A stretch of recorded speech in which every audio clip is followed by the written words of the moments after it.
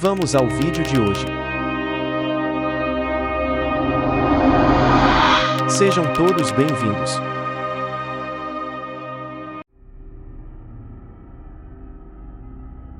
Quer dizer, a literatura no Brasil acabou. Ora, se acaba até a literatura de ficção, que é vamos dizer, uma faixa, um nível mais popular da alta cultura, você imagina então o restante, quer dizer, o mundo das ideias, da filosofia, das ciências humanas, tudo isso, né, foi instrumentalizado de tal maneira, né, pela casta governante, que hoje em dia não é possível pensar nada fora daqueles slogans e daquele conjunto de crenças mais ou menos pueris, que no fim das contas são pura propaganda eleitoral. Ou seja, a ascensão da esquerda no Brasil teve como resultado a morte da cultura superior no país. Eu creio que não há outro crime maior. Se você somar tudo o que aconteceu depois, narcotráfico, morte do Celso Daniel, mensalão, né, etc. Tudo isso é fichinha perto da morte da cultura nacional. Porque se você mata a inteligência do povo, o resto, tudo pode acontecer. Quer dizer, um povo que se torna incapaz de refletir sobre sua própria experiência, incapaz até de dizer para si próprio o que está acontecendo, quer dizer, ele está condenado a afundar na loucura e no crime. Então, vamos dizer, a causa de ordem cultural, ela em si mesma não parece criminosa, mas ela é a mãe de todos os crimes, né?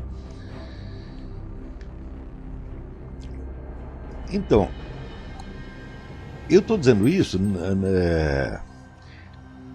porque vocês não podem esquecer que é dentro dessa atmosfera que vocês vivem, tá certo? E muitas pessoas ainda querendo sair disso, ainda querendo viver passar por um outro tipo de experiência, ela, por assim dizer, tem uma espécie de rabo preso existencial. Participam dessa mentalidade e veem as coisas mais ou menos com a medida e com as proporções que este tipo de cultura, quer dizer, da vulgaridade esquerdista, impôs a todo o país e que molda as consciências. É isso? Então, quando eu comecei a dar o curso que inicia naquela época chamava-se Introdução à Vida Intelectual, um curso diretamente inspirado no título do livro do padre Saint-Yange, La Vie Intellectuelle, né, certo? Eu tinha a ideia de que eu estava tentando uma coisa mais ou menos impossível, que era restaurar para um certo grupo de pessoas a medida certa do que é, dizer, a vida intelectual, ou do que seria até vida acadêmica, porque embora o Brasil esteja lotado de universidades, o pessoal não tem a menor ideia do que é estudo acadêmico lá dentro. Não tem mesmo. Quer dizer, você não pode falar de estudo acadêmico no lugar onde as pessoas simplesmente não leem livros. Note bem que uma vez dando um curso de pós-graduação para pessoas que vinham com diplomas de direito, diplomas de ciências sociais, diplomas de filosofia, etc. Eu disse para eles que, em média, um estudioso acadêmico, ele, para se manter mais ou menos à tona, para ele conseguir se manter atualizado com a sua área de estudos, ele precisaria ler pelo menos 80 livros por ano. Quando eu falei 80, houve uma epidemia de ataques apopléticos na plateia. As pessoas jamais tinham ouvido falar uma coisa dessa e não tinham a menor ideia disto. No Brasil, uma pessoa que lê 3 livros por ano é cultíssima. Tá certo? E é claro que, vamos dizer, os livros, os textos, eles são o material, são o documento básico em todas as ciências humanas. Não é isso? Quer dizer, assim como você não vai poder estudar fisiologia sem você jamais examinar um corpo humano, não é possível você estudar história, direito, ciência política ou filosofia, tá certo? Sem você ter acesso ao material básico que está todinho documentado em textos, a não ser na hipótese remota de que você tenha sido testemunha pessoal, tá certo?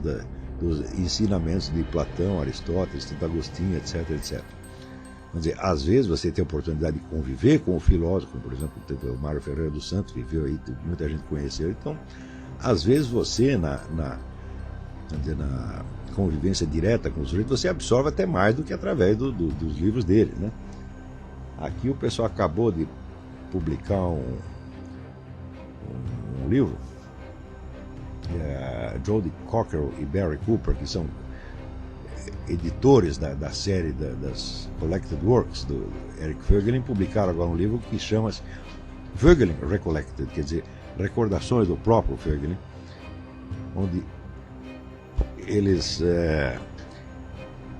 recolheram depoimentos de alunos e amigos do Voegelin que haviam convivido com ele ao longo de toda a sua carreira. E você vê como essa convivência pessoal pode ter sido importante para os caras, às vezes mais importante do que a leitura dos livros dele. Mas, em geral, vamos dizer, o material com que nós lidamos é quase todinho constituído de textos. Certo? Isso não quer dizer que, vamos dizer, a filosofia seja uma atividade desenrolada, que se desenvolve em cima de textos, como dizia o Dr. Janotti. Os textos não são a matéria da filosofia, mas são o documento básico com que ela lida, e mais ainda em história, tá certo? Praticamente toda a atividade de pesquisa em ciências humanas, em direito, economia, etc., é uma atividade de historiador. Você vai ter que sempre procurar, vamos dizer, as fontes primárias, etc., Quer dizer, a técnica básica da história tem que ser conhecida. Ora, se você concorda com o que Olavo de Carvalho está dizendo, deixe seu like para aumentar o alcance desta verdadeira aula. Essa técnica básica, às vezes, não é nem mesmo conhecida dos estudantes de história. Tá certo? Então, e a noção, por exemplo, de documentos primários, de documentos de fonte primária, é uma noção que na discussão pública brasileira já desapareceu por completo, como se vê nesse caso do Foro de São Paulo. Nós estamos em 2008 e ainda tem gente que discute se o Foro de São Paulo existe ou não, ou pelo menos se ele tem alguma importância ou não, se ele tem alguma atividade importante ou não, quando isto não é uma questão que possa ser discutida. Porque, veja, num processo judicial, numa investigação policial, numa investigação histórica, ou simplesmente em qualquer discussão intelectual que ser um pouco mais séria do que um bate-boca de bar, certo? Ou mais sério do que propaganda política, o documento de fonte primária é autoridade absoluta. A hora que você mostrou o documento de fonte primária, acaba a discussão. Quer dizer, não é que ele começa a discussão, você pode divergir com relação, vamos dizer, à interpretação do documento, mas não, vamos dizer, à informação básica. Tá certo?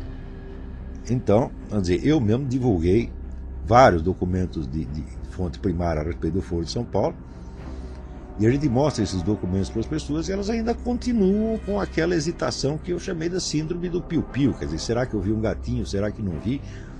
O que mostra um estado de psicastenia gravíssimo, né? Então, o qual estado já é efeito dessa mesma decomposição intelectual que eu mencionei agora mesmo. Para quem hoje está observando a coisa do exterior, esse fenômeno é muito mais do que alarmante, ele é aterrorizante, porque isso nunca aconteceu na história do mundo. Eu já procurei para ver se em outras épocas de guerra, de revolução, de crise e tal, algum país passou por um rebaixamento de nível de consciência a esse ponto. Não encontro nada que se pareça. Quer dizer, quando você pegar, por exemplo, na Alemanha, entre as duas guerras, houve um rebaixamento intelectual formidável, mas isso não afetava, vamos dizer, a nata intelectual. Quer dizer, os intelectuais mais ativos estavam entendendo tudo o que acontecia. O que a decadência existe ali, notavelmente, vamos dizer, na faixa, existe na classe letrada em geral, mas nos considerar no sentido quantitativo. Você vê, por exemplo, quando o Eric Voegelin, na conferência sobre Hitler e os alemães, né, ele acusa a Universidade Alemã dos anos 30 de não ter sabido reagir ao que estava acontecendo, porque ninguém enxergava, ninguém entendia, não percebia a gravidade dos acontecimentos. Ele tem toda a razão, mas acontece que naquela mesma época já tinha muita gente dizendo a mesma coisa. No mínimo, tinha aquela figura extraordinária do Karl Kraus, que estava entendendo tudo e explicando tudo, e tinha muita gente que entendia tudo e explicava tudo, né? E foram esses mesmos que depois, logo depois, quando se oficializa o estado de coisa, eles vão tudo para o exterior, tá certo? E não vão para o exterior de mãos abanando, eles vão levando, vamos dizer, uma carga de experiência e de cultura formidável, com a qual vão fecundar várias culturas nacionais, como, por exemplo, né, a cultura do México, que é uma cultura americana. Quer dizer, os alemães que vieram para cá deram uma contribuição efetiva. No Brasil também deram. O maior dos nossos historiadores literários, que é o Carpo, saiu justamente nessa leva, vindo da Áustria. Então, você pode dizer que houve um rebaixamento do nível de consciência alemã entre as duas guerras, mas um rebaixamento da média. Tá certo? Não dos intelectuais mais ativos. Agora, no Brasil não há intelectuais mais ativos. O único intelectual ativo que tem no Brasil sou eu, tem um só.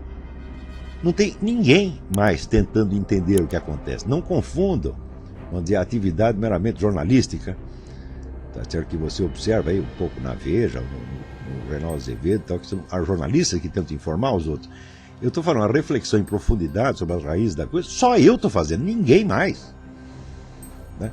Quando você vê algum, vamos dizer, sujeito inteligente, sensível, que tenta expressar algo do que está sentindo, ainda assim, a alienação do sujeito em relação ao estado de coisa é tão grande que eu, quando vejo isso, caio de costas. Por exemplo, eu vi uma entrevista do Antônio Torres em que ele estava reclamando, não, agora não, nós estamos numa situação onde qualquer opinião divergente é mal vista, etc, etc. Isso tudo é culpa do neoliberalismo.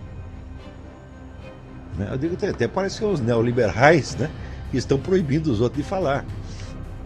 Quer dizer, ele sente o problema, mas ele não tenta sequer se informar. Quer dizer, o que é isso? Isso é incultura, isso é falta de cultura e falta de consciência de obrigação cultural. E olha que o Antônio Torres é um escritor muito bom. Não é isso? Muitas vezes também eu vejo o João Ubaldo Ribeiro, de vez em quando ele também reclama do politicamente correto e tal, e no dia seguinte assina um manifesto em favor de Hugo Chávez. Né? Se bem que parece que ele disse que não assinou nada, né? Houve um zoom aí, mas ele até escreveu dizendo que não tinha assinado nada. Mas, de qualquer maneira, você não vê da parte de ninguém uma reflexão em profundidade. Eu acho que, por exemplo, tudo isso que eu tenho escrito sobre o movimento revolucionário, isso se deve ao fato de que existe um movimento revolucionário na América Latina, né, hoje mais intenso do que jamais houve, e você simplesmente não pode compreendê-lo sem você rastrear suas raízes no movimento revolucionário mundial que remonta até o século XIV. Quer dizer, você tentar saber de onde as coisas vêm, qual é a origem, né? E como essas correntes vão se avolumando, eu digo, bom, é o meio de entender o que aconteceu. Não tem jeito de você entender um estado de coisas sem você saber de onde ele saiu, sem saber a sua história, não é isso? Eu não conheço ninguém que esteja preocupado com isto no Brasil. É como se não estivesse acontecendo nada ou se não houvesse nada a compreender. Claro que está acontecendo muita coisa, é uma situação extremamente complexa e, vamos dizer, a quantidade de neurônios que seria preciso investir para entender a coisa e poder mapeá-la é enorme. É isso? E, no entanto, não se vê nenhum esforço nesse sentido. Ao contrário, às vezes se vê um esforço de ocultar um problema, porque você é parte interessada, ou de fechar os olhos para ele, porque você é vítima e você tem medo de saber o que está acontecendo. Então, uma espécie de conspiração entre o agressor e a vítima. O agressor quer se disfarçar para a vítima não perceber, e a vítima também não quer perceber, porque se ela perceber vai ficar com medo demais. Então, quer dizer, é um estado, vamos dizer, de inconsciência tão deplorável, tão miserável, que a gente não sabe se ri ou se chora, tá entendendo? Quer dizer, por um lado a coisa é muito triste, pode chorar, mas por outro lado é ridículo. É ridículo, porque não tem nada mais grotesco do que a covardia intelectual. Quer dizer, a covardia física a gente até entende, ninguém quer morrer, ninguém quer apanhar, então pode sair correndo, tá certo? Né? Eu me lembro que eu fui educado para jamais correr e jamais corri. Quando era moleque, não, se tem que bater, a gente bate, tem que apanhar, a gente apanha. Agora, correr, não. Agora, hoje em dia, no Brasil, a regra número 1, correr, não é isso?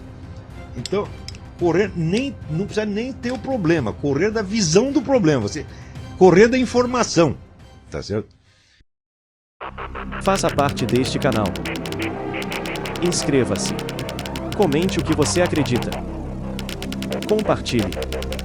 Isso é fundamental para a mensagem ir mais longe.